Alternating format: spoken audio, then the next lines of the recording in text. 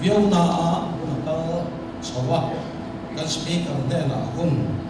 kan kan kung anga zuan ni in aku tak ingin saya atul koin kan tak sawa tu kin sina kan ko tu he ren si malam wala no Mizoram District Secretary ni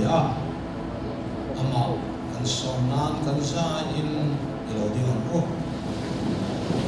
kan speaker dali sumin ka soma lal panarong mo mal soma se itu fakin umroh se amen amen lagi lo tiang tute siang sokade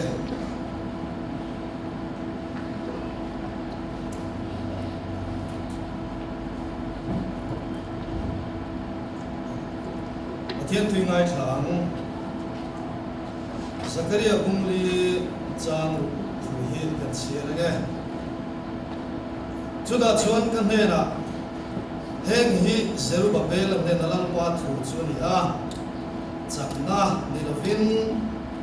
hilti theina ni hek lovin katharau so kinle ti in sipai ho telal pa chuan ati e kan sial le anga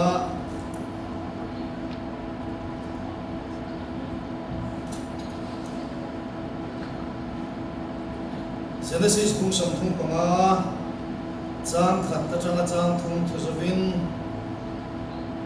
din pathian in sakupan ne na chuan thola bethela chola chota chuan omro din ni USA wan ne na tai tlang bolaya in ne in lar pathian tan khan chota chuan mai cham siamro atia ni chuan sakupan na chung tele an ne na omsong song te ne na chuan in zinga bidang pathian om te chu da bo dai ula in tithiam nimin in silfen te tha u howila bethela ti chawang u lalpan kan thisiar te kan satan mal som se amen lam so le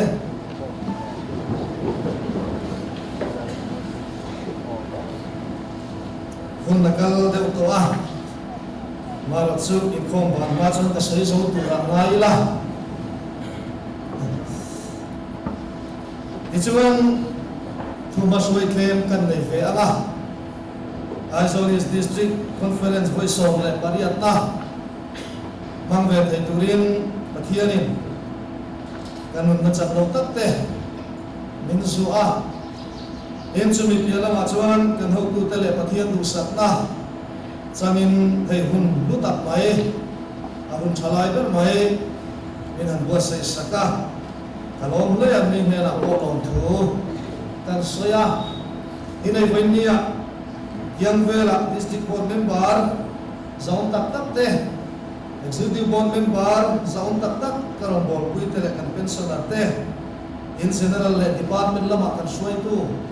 zaun tak tak te yang vela hian anong buka ni po pathian mal som tharan ton zel thei na turi tu sak na kamala in pathian ko khan ho e khom pui mang tu la local khom te in chamin mai da le pathian ta nan in pek ta aro police te ni min lama e report ta te kan huwa in kan ro le na kong tin re ga pathian suai na le om pui na kan donga ro le tu ten pathian ko khan kal zel tu ra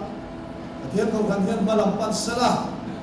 thiệt cầu khăn hi malam pan in chak takin ke pen zel sem ti na thin lung te kan hi zel ti tin ka sia a lo le tu palai lo kan khom ti suma ko lo thu ka soya wen ni ya hei mun sang sang atangin le khom i mang turin cầu khăn ho te mi het isa tin lo kan khom hi kalom ne ni ti ne wen ni ya kan siya tangin kan district ulama kan hutu te kan superintendent le kan treasurer te le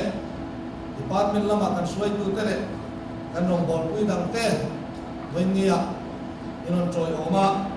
le khom pui mang tura an lo kala wang te po hian chuwa lom tu kan soi masa do ni ti chuan hun na tam lo wa khang kha ka thuma suai soi ti mi sela pathian thua kalu ngal deuh mai anga amaro chu kan chang khan tur taka kalumai pathian thu chu ani tho maya en nimin lama pathian ko khan hoten ro le na te kan na ya ko khan ho hian pathian ko khan hian ma sol sel sela ti te kan duwa ko shan hi dam se ti te kan duwa ko shan hi kan mai lom khop maya amaro chu ko shan hi mai turania vei turania mase kan mai lut tu kama kan thiam lawang ti te hi anaumin ka sia a kan vei lut tu kama kan thiam lawang ti te anaumin ka sia a tharau ko shan pentecost ko shan kan ni awangin ka tharau zo in le ti ram hi kan sia rega poi moin ka sia a ti chuan pathian ko shan pathian ina mineral bol dan hi tu thum lui hu na tanga boi ni thang hian kan administration kal phung te po hi alo fel vet hian ka sia a mi singa tanga chua hian ni lovin ka sia a motion Israel te en kula rawal sakshina mase ama maya en kula ama mai rawal tu ani lai chuan aha ema apur ari tangi ti kan sia ani chuan apuzon zechuan Israel te en ko dan tur administration fel tak arwa man saka ti chuan Israel te chunga alore tu sam chu alore tu te zat chu alore tu te som nga chu alore tu te som chu alore tu te fel takin arwa man saka ti chuan apurri nasa takin chumi te chuan an chok sang khai ni ti kan sia a engemo thu har te on chuan in ne na ro soi se ro se an tia chup ya am te chuan pathian ko khan ho te po hi som chu ho tu te som nga chu ho tu te za chu ho tu te sam chu ho tu te pathianin min ruat saka kan ko khan kal mang hi district autonomous ti hi kan selar lura mase district autonomous chok hi kan kal pui ni lova local autonomous awama section autonomous awama district autonomous awama tichuan general autonomous awama mati zone chep atangin orong kan bola ro kan rela tichuan ke mani zone chep atanga fel takalal pa en reng chuwa pathian ko khan ho kan kal pui hian pathian ko shan adam thina pathian ko khanin ma zone thin ti kan siap apoi mo ani tichuan kan fi pura em tu chu pui thiam te mi pui te po lau pada min ruat dan le min ser khan dan kong hi kan siap angai ka sia a en ni mina pathianin ho tu thatak tak min suai tu te min pe a alo mom le mai ti chuan mi pui te le suai tu te le pui thiam te in kar hi pathianin siam ni ti hi kan siap a thwa in ka sia a kan du dan tan administration kan phung le rong bol dan kan phung a hian kan in pal bol por chuan pathian ko khani kan la in pal dom dor ni ti hi chiang chat me ni vengun apoi mo in ka sia a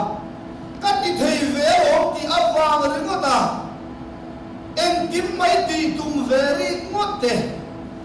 taman pha ka o ve o ti awang ringota en kim mai ban ve tumri ngot hi a hi men ti te hi kan ngai tua apoi mo ani ko kan ho hian chu kan thin luma hian om reng se a tha in ka sia a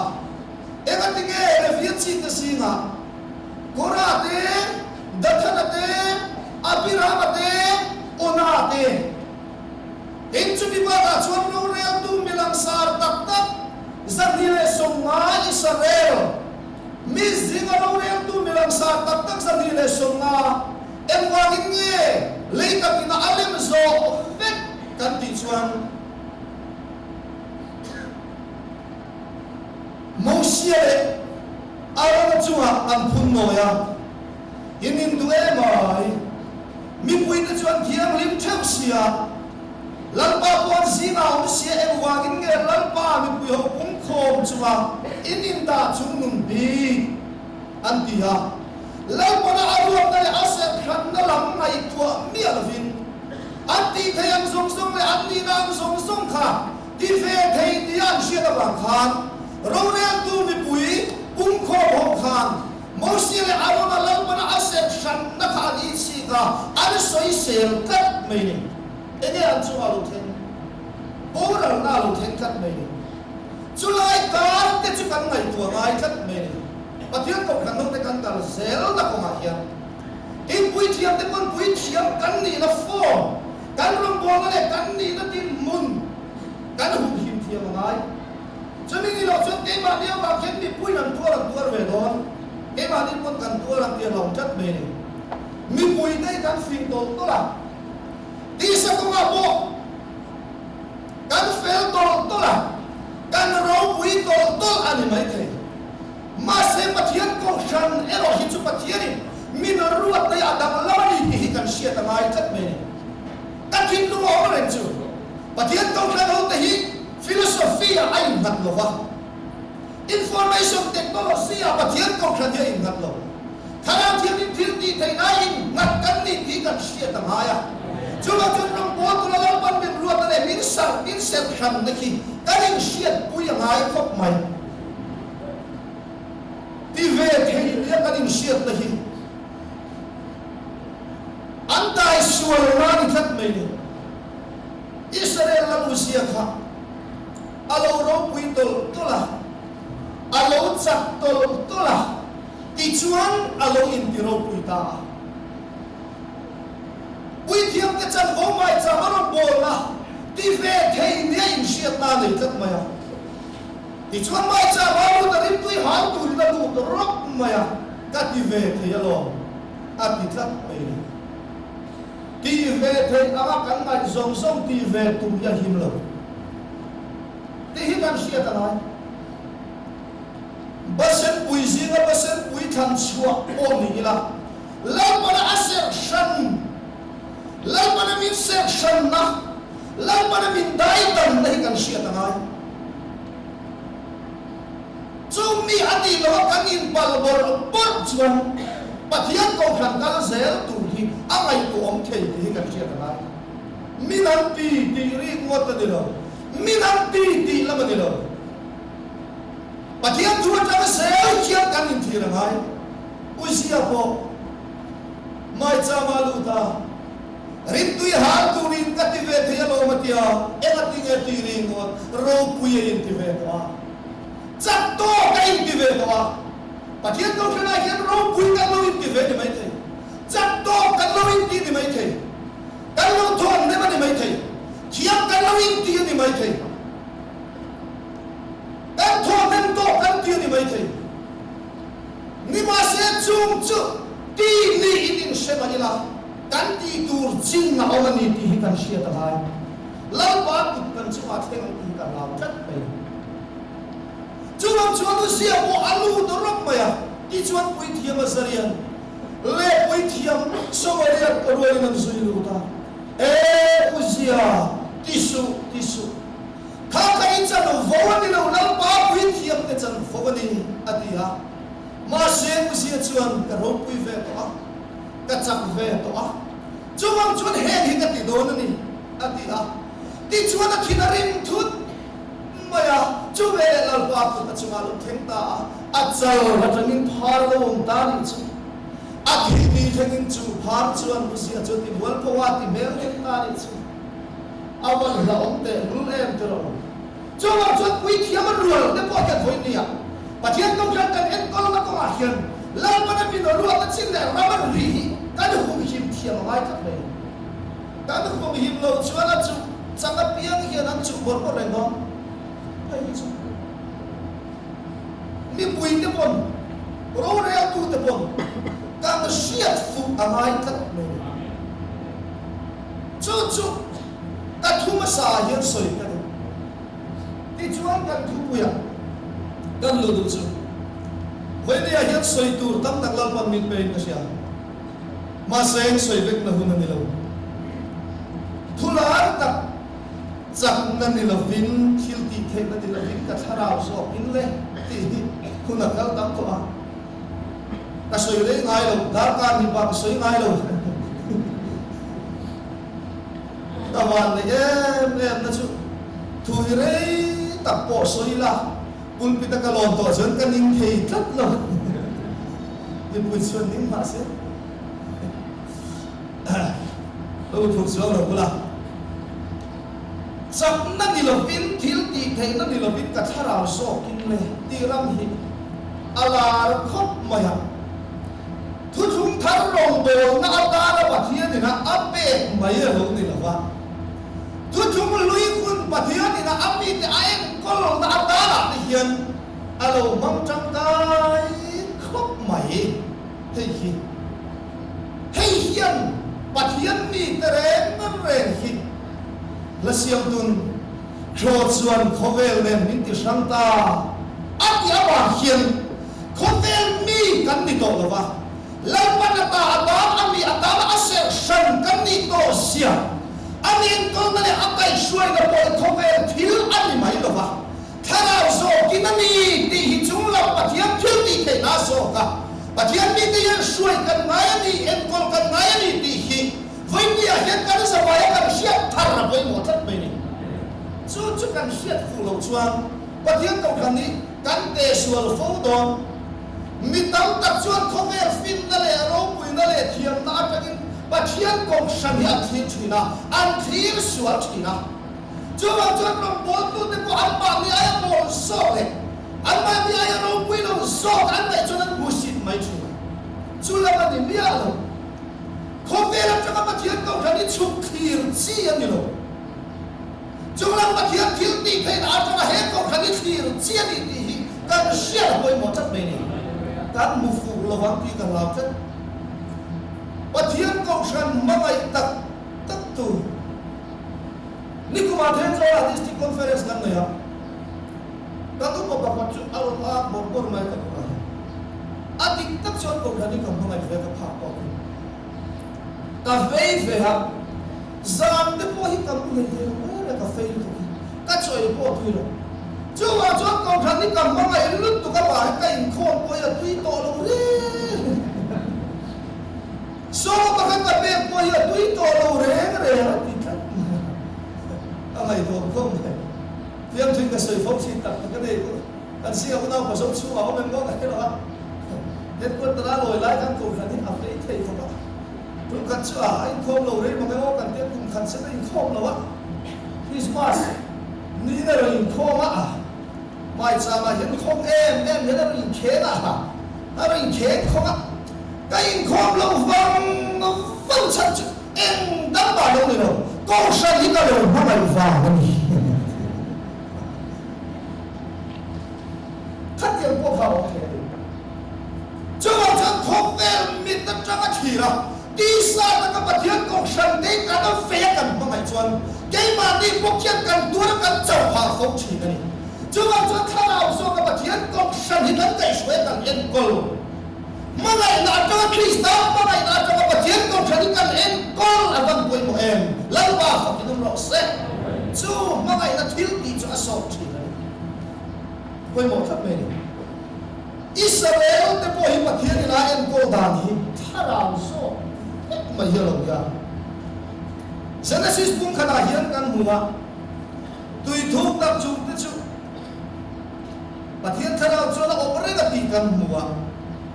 ma se tui op tur ma thian pathian in tharau ki khowela hian alon thau thau lo na ya min sring te ne na chen turin ami te ta na man no tang kai tak mi tur hian pathian tharau hian ron thuk thuk nei mi sing te ne na tharau so ka lampa in puan na kan mu na ma sa chu numbers bung som le pakhat chang som atang chang som thum kan chia chuan Israel te ai ta ko ya tangin kala raman bana gal sela tabera hunan theng ti kan sia ti chuan Israel chung ko tinin an om na turin puan inan kai zo te ha chung ko tin an puanin kaya anan luta ti chuan kong ka anom dak le a ti satsak nai nan khata an trap ta hem mai ni ti kan sia tu nge sa min pedon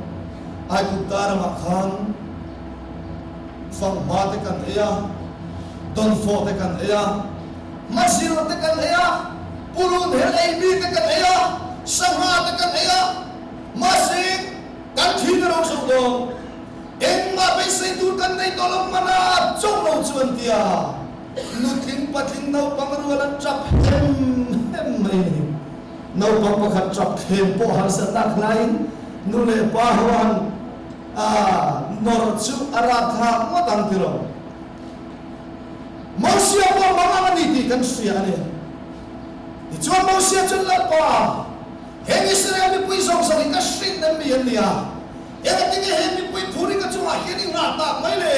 atia amang ang khop mai lalpan Mausia mang an asia ti chuan ma tan pui tu rin arore pui tu ni tu rin Israel singa khan mi pui singa khan pating leadership na om deu mi som sari kham chua ro antita ti chuan upa som sari an kham chua ta ma se helaya yom thil mak deu mai lo theng chu upa som sari Mausian a kham chua na hi Israel mi te en kolaro re saktu tura an thin na ala ni kat lo mai eng an thin na chak na ni lo win thil ti the na ni lo win ka tharau so in le ti ram khan kat maya chu mi upa som sari na chu Mausian an kham chua ta ma se chu chu to mai lo pathian mi ten kula kai shwai ro re saktu turan ya wa khan lan ma thara ka an chuma lo khena ngai kat me ni chu lan pa fakin am ro se ti chu upa som sari na chu ma chu lan pa thara lo khen ta thara trong ti rang sari trong sian na min trong thuan soi ta tual me ni lan pa thara tiam lim siam thi na ma mo kat me ni thara zo kin le ti ram hi Israel pat kalai ai putta panan kalai tam to khan lalpan man ro poi molong ham kan chu chuan nge mp kan ti chuan thu thum tar ko shan huna ko hian pathian mi te en kola kai shwe ro re sak tu ni tur hian tharang thiam ni malam pana abaptis na achin chia tharang na siam thi kan ya mai kat mai ni chu chu kan qualification tu ra kat mai ni when we are for district shwe tu chatak tak pathian ning pe pathian ko kan moten kan mo chu anti so fin na le sia na le chak na mai chu to don lawa tharang so ka he district an kai shwai the na turin an tan kan trong trai sakangai kat mai ni pero ka tharang so kin chu bang chuan cha chu pot member ni tur poi upatiya mon ni tur poi tir ko license dei ni tur poi pastor di tur poin engle bela porong bol tu di tur chuan heaven di kosko kharu na hi chuan tharan so karon bol na ani awagi vainian kan qualification tu chu ka tharan so kin le ti ram hian ya poin mo khat mai chumi rama kan kal zel chuan lal pa mal min som mo chu chu kan dai pel huna min tu le lo le do Alam khop mai tro chu mai em ni lo kanan raman lu nuwa po Israel te hilal pan kanan raman lu nuwa rawre tu ra lal pan am yuwa ka piang te ne na khan lal pa tharau chu na satakin lo theng ti kan soi ve khan lo Filistin lo kum som li Israel te mo beta ni chuan sam chuan turin alu pun chuga tagalaw pa asam shan nasrit mi Samsona alu din chuaka voi khatsu Filistin lo khotim na vakala nulamer chade mai nupui turava muwa hole monganga nule pat ne na sila ti chuan nularin tur chonan kalta kong kama het grade huana la boma sakai bak ne na lo room chaya ti chuan anule pa da siap lovin Samson na chua penta lampa tharau chu na satakina chua lo thenga ti chuan sakai bak nei chua mana kel no po som na pot som ta le ngani ati ati Samson na chak na hi asama wang sim mani lo asama hi chu lalpa na asek shan Nazaret mi ali chin chia na alia ma se Samson na chak na so hi chu ta tharau so kin le ti ram khani kat meni lampa ka ki mo se vai ni akan ke ni po kan pian phunga chon kan ro pi ni mai thei kan li na ni mai thei kan fing ni mai thei le ka kan thia ni mai thei kan hong sa ni mai thei tu soi kan thia ni mai thei ma se vai ni akan kan chap na so chu lampa tharau ni di kan sia da mai chuan chap na ni ma thim ni thei ni no lam tharau so ka lampa bo tu ri kan po se ba ko mo thiên cầu khẳng không thấy chưa chú nào ban mình rèo đàm đi tắc thiên đi tốt mình lá tắc các soi phong thì đồ bồn tu tên ngày đông tắc các soi thì mà sẽ các lúc đi lên rèo thì đâu sao kinh điệu là chúng ta thua kan mua rồi em tu bung rục bung sari akan mua media nawin kum sari ano beta ang mga autom lang ko na siya chan chua adu tắc mình ti chuan chan chua turing Sasating nuaya, repsol na kura, midyan o lava abu kapu laufwa. Gideon na lalpa na sukhang maya. Lalpa na mitsak waisen ni turin lalpan, cher chua adu kat meni. Ichuan midyan o na chukot sa fatunin, apale kontinen, tamtap. Israel te opet tule, Israel te huwag ver tuwa nama. Chumila ka chan chua tur chuan, kangai tu china lalpa ta na mitsak waisen niturin sa soking nuwe grepsor na kura alu te abu lau huwa kalalpan alu thangkat meni when dia kat patian kau kan ho en kol turkian patian kau kan ho kai shwai turkian patian kau kan ayat sak zo na mo turkian mitang tak kilau bau tanah mitsak waisen min tumuru na mo kan laon selang masih jum mit mo chu lalpan mitin chua dir kon huna kan thinwa kan siam trek tur chu Gideon na rin chan kharau so kinlati ram sel ya koi moni voi ni tin chuak mel la tin chuak zel tur ta na ko ya apoi mo sak meni tin chuak Gideon na chu kan siam ngin simpaya na itlem sing thum le sang ni chu ane Maselar pan Gideon na nena Midian away turin isipay ti antam lutu Lawe kurtur chukili tara takin kile ose Antia Sing nile sang ni Antile chak Kaniti kan siya Sing khatso anong to Anklem lutu Kay ni chumni ila Noy lamat hilama kan nilu kan nga Kan sipay ti tlem to siya Andi bumsong song kan shefe kama katu sama masa Gideon na sama Allah tamlutu kay mani kun ngay kan neri itiya katia luya shwe kalam tu inda na changin khamro kichwan luya shwe kan tu inda na changin khamle ya kichwan chen khatin ando karafin khur takin chang kam takin ni mai the masa chen khatero chuan tinan chuma uyang tui ka alinan liak lup maya uyang ali aliak ni zatum tika lalpan Gideon sipayata kham na chu kay ni chu ni la chu lalpai thomo am ni thom chu kilo lalpai mola ni te po kan to chu ketiye ni chu kan ti chu na ra thuam pe kan sia bel ro da pe ya to ro da pe ya mei cheram pe ya yang kain do na tu manang bangai lo Israel na huna po hansut yang sulal pan na pengai lo masih Gideon na leho lalpan na peta ni masih Gideon na kan ama lamay may tuwa asipay na kem lamay tuwa almol lamay tuwa anra tuwa lamay pe khong lamay tuwa median sipay tam lam le amsak lam tu le Allah tuan ni chakla na itu alo ren ni chak waisen ni tu na thang tu haram rong bol tu ni tu na thang tu lan ba thil ti te na le rong pui na chia Gideon na thil ni chu lan ba fakin no rose chu man poi mo ana ulan slogan tela chu lan ba le Gideon mun nam han tia an lo mun nam pon king lo to le me ser le ben lo kan king ani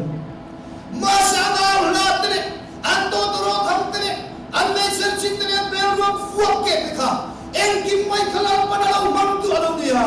chung som chulang pa thuangan man chuan midian si pai wa rong pui tak kan ne an la pa na lo man sakta ni chu lan pa fakinom rose lan pa ya avan rong pui te le kan rin thiam chuan te ro chu bang chuan ko in ni ai kian pathian ko kan ho ten pathian ko kan ho na hian thara mo chang dam tu na kan pe na ko ngai hian kan pe tu te na kan ma chot tur kho ve rong pui na ki lo bang khai an ni lam na thiam na pe chak lam poi thiam chuang lo bang kan ni na te poi ngai tu chuang lo bang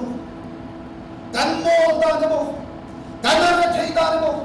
kan le pathiam lo la mo kan thiam lo mo ingai tu a mi lo bang ko mi mo polar pa na mang thiam la pa fa kin ro se le ka thiam lo polar pa na mang thiam mi le thei polar pa na mang thiam mi ha sa polar pa na mang thiam mang se do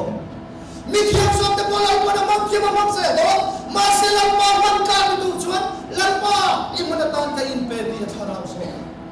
lan pa ro tu na pe chuan ka pi ni lan pa min ham do ni chu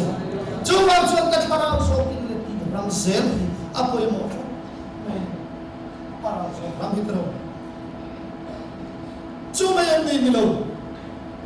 lal te la lai ni apo khan ani tho mai lal so la Israel lang ni turin pathiani Samuel ne la siap thi turin atia ti chuan so la chu Samuel Gilgal la siap kan thi ta ma se Israel lang chu the ha chu tu ania pathian ni te lo le sa ka en ko tu ani ti chuan Samuel an siap ka thia a to mai lo district shoi tu amin tham chu ka to mai lo district body pastor amin la a to mai lo license district body sena executive body ni pe ha a to mai kan min pula evan kan min pula upa a to mai biwai ni president LD president a to mai lo Kaka chun na tho kor kanin bel na ani master parang bol tuero chun kan qualification so ki khove ya thiam na fin na ani mai lo wa chunga pa thiam ti thai na ta lo thena ngai kat mai ni chu chunga chun so la po kha Samuel ang siya ka thia ato mai lo apa kisah sabeng tumbo azong kha Samuel ang siya ka thi chun mai ato mai lo ti chun na kar tu ra sila Philistine hoksi pai om na pathian tlang at tia khian han karaga chuda chun so na yom per khom te ni thai chitin rek kengin chumi huna chun lo karaga ti chuan la pa kharau chuan chunga lo thinga ti chuan na po I chunga la pa kharau lo thinga thuan soi tual na chuan I tel ve nga lalpa kharau chu I chunga lo thinga mi dang kai ilo ni bayang na ti ni chu lalpa fakin ro se Jawa chon Israel lang ni tura solat Samuel ang siya ka thi kham siya ka thi na mai kha to mo district board ni namin ruat na may to mo ba church board ni namin ruat na may to mo ba dear board ni namin ruat na may to mo ba license holder ni namin khan suwa na may to mo ba electoral body ni namin khan suwa na may to mo vai niya kian lalpa kharau kian ni siya thi kan niya ngai kat mai ni harau so kin le chak na ni lovin hilti the na ni lovin ka harau so kin le sipai hom te lalpa chu na ni ti ya ban poi mo te dule Jawa pathian kau kan de kan kala zel la po ma hian Jawa pathian hilti the na thir rengin pathian kau kan te ro kan bol poi mo ro bo ko bia te chu chu kan in ba na ne poi mo tat mai ni lalpan min suai zel bang kau kan hi lalpan he ram ya ti da dam le don kat me ka tin lunga gen lar pan thu soi na sa he ram khilal pan ti dam le don ati dam zel ti kan she ta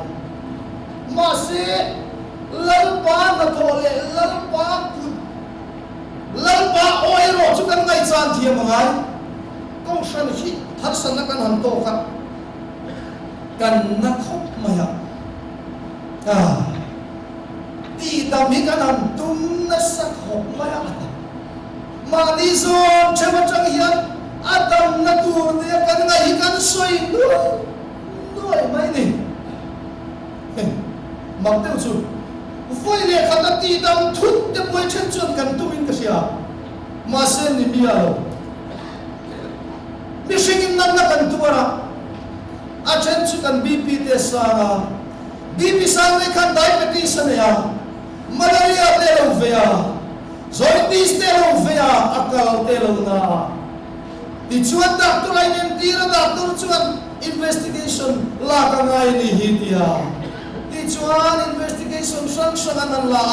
anat na sang ka an han se chua ka vet maya doctor in voile khata nan na chi sang tual tu te kan nat nahi min ti dam tu min dam doi min pe thun ngai lo re kiro a diabetes control thot ngai ni a bp control thot ngai ni entia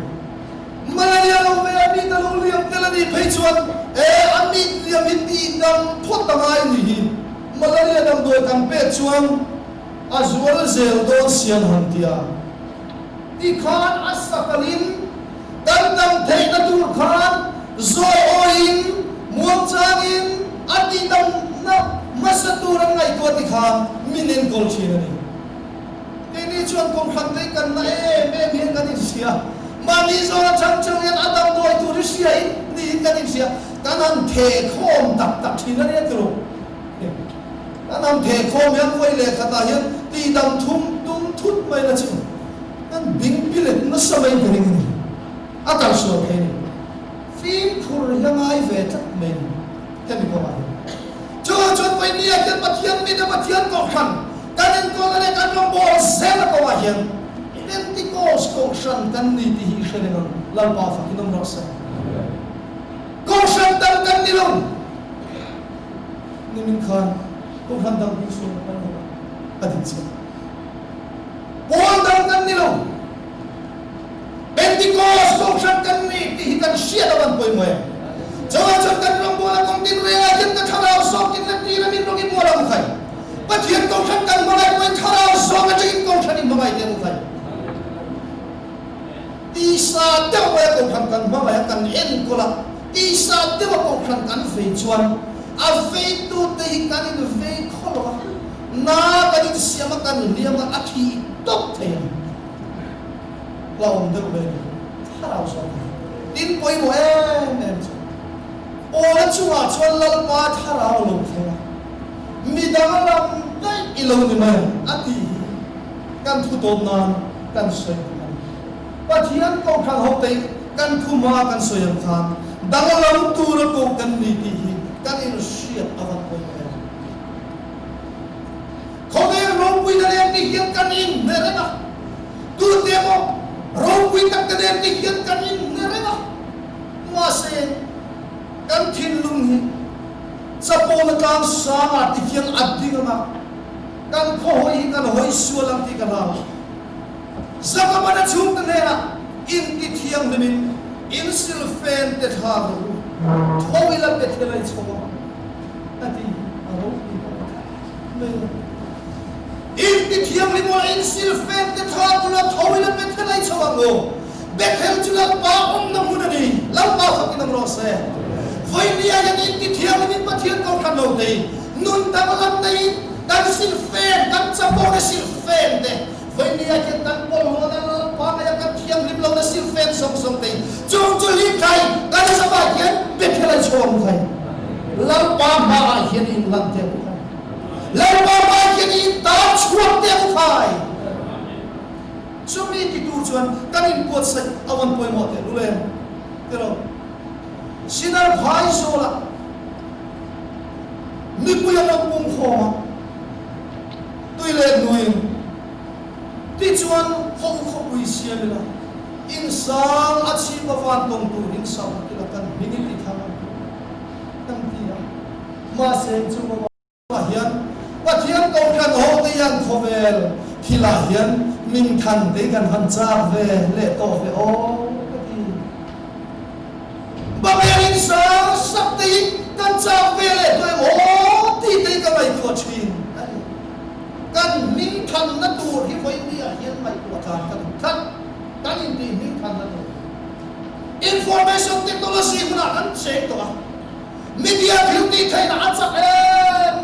electronic media kan dia eng dia mo hin cha tu la la chun chan chin te kan in shapo kan in tar lam na sa kan in zuar na sa khofela hian khovel thil taka min in ti than siap chak mai pathian to khan te po hian kan nei ta em ti ka mai to na sa pathian to khan hi kan ti nei kan siap pa ha thak me kan sui la Yesu Krista kin mun ni fo India hian kan khi ra van poi mo em khovel thila hian pathian to kin lan sar kan cha kem lan sar kan cha tu van to ai sar kan cha kan ming ti than te poi kan cha thok mai en mo man ro mang hian acha kan ki the chin a chan ma se kan ming ti than na tur tak so ki kan kal san ti ka lam kan kan sui la Yesu Krista khomela ro ka lai kha khovelin la Yesu Krista hi ai recognize te lo an pon te lo an se te lo ani ma an se te lo mi pui tam takin an zuya Philippa kai sari bialan thela mi ten tungeni minti ti sia ta dua zir tir te aswai sara dam lawati dam na satte lul ne tiro mi thia kai tho na satte lul ne har ne ti thia na satte lul ne ram huai no chu na satte lul ne ma seng khati khoba an zui la li su kha tungeni an sel mi pui ta I suan tunge ani minti ti sia ta ti chuan zir tir ten chen khatin Zoe Elisa anticia, chen katin baptist tu sohan anticia, chen katin Zoe Serbian anticia, chen katin Zoe tua emani anticia. Pero valilon zai na masaki muan suya ang chong. Saki ka muan, ling sikunga fuva maya, pong podot do katiat ho day. Shalom vekat ni. Khovel hian an shafia thei. Vai dia hian taksa ko khan ho thei. Khovel hian kan ni nei an shafia tak don lo. Pero min muthiam in muthiam pir te kan han tua. Min muthiam tak don lo. Acham chen wange. Lasiam tun thon chun khovel den min ti shamta vai dia hian khole tu ya pui khiam ala pan min siam to chawa chon pathian to ram asem sam chum kwa kan ni to wani khovel ni kan ni to khovel ta lam pan athu thunga ati san kan ni to wang ya khovel hian min lo muthiam tak tak lo min na recognize tak lo cha kan ni ve nga te ga an ti chiam thim tak na visi ne poi nei cho ma en ti visi kan nei chang do na sa ko sana poi kat zera ta thiam pui lo ma kho chang kai ka ta ko ma se politician ne poi kan ne MLA ne poi nei vela kho vela hian in ti lam sar te kan du vela ti do van dong in sai kan ming ni tham ten kan an tia ma se kho vela hian ming ti kan van dong in sa intilari lawan ko sa teming ko ta nilo kan intilar na turso ko egela lisuala na middle te dablo te pitapula har te pithiam ni pula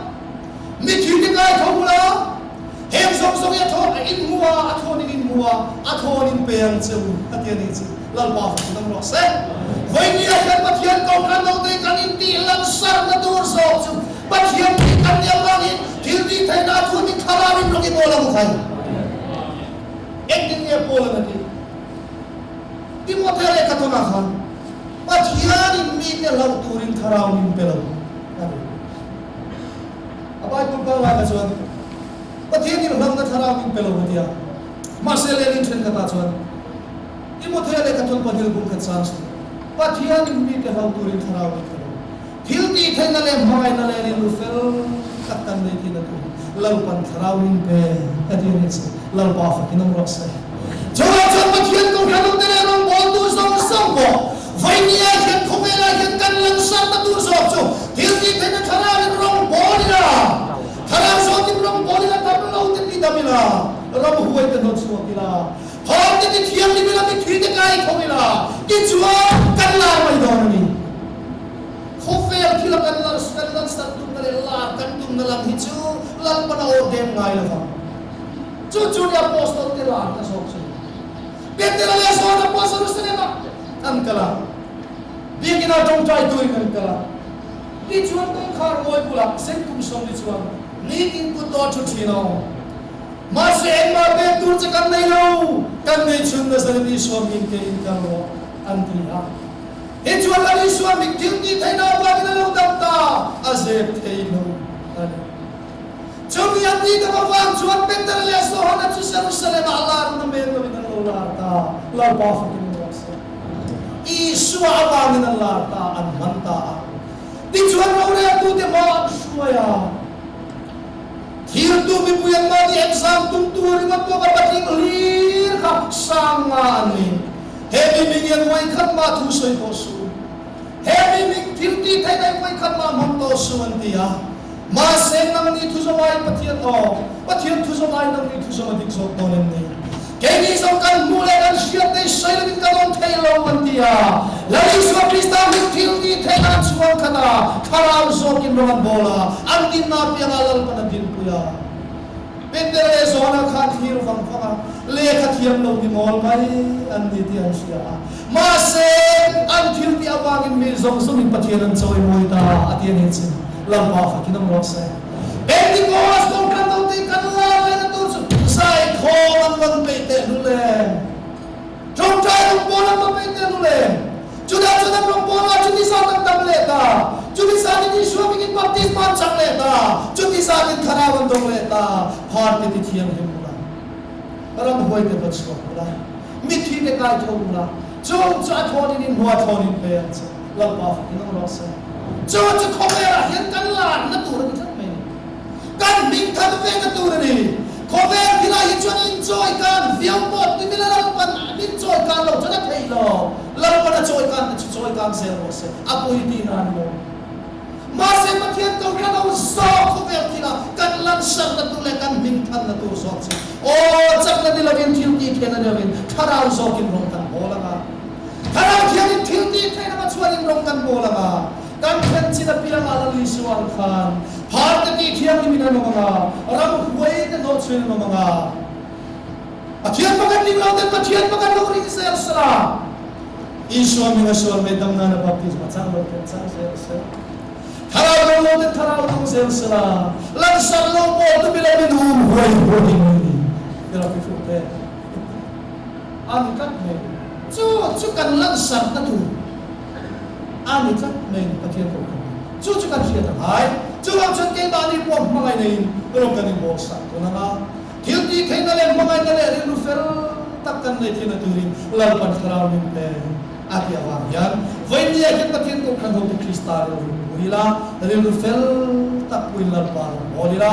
Philadelphia unawin mangai ko kan ni awang hin mangai nei pathian ko kan ho te Sabila ti chuan thil ti thaina thobin khomela jin tharau so kin bolila lampan kan minga ti thang do na lampan min choi ka do na chu lampan min buat sai aramani hi voinia kan sia ta poi mo ani lampan kan sa ta ma so se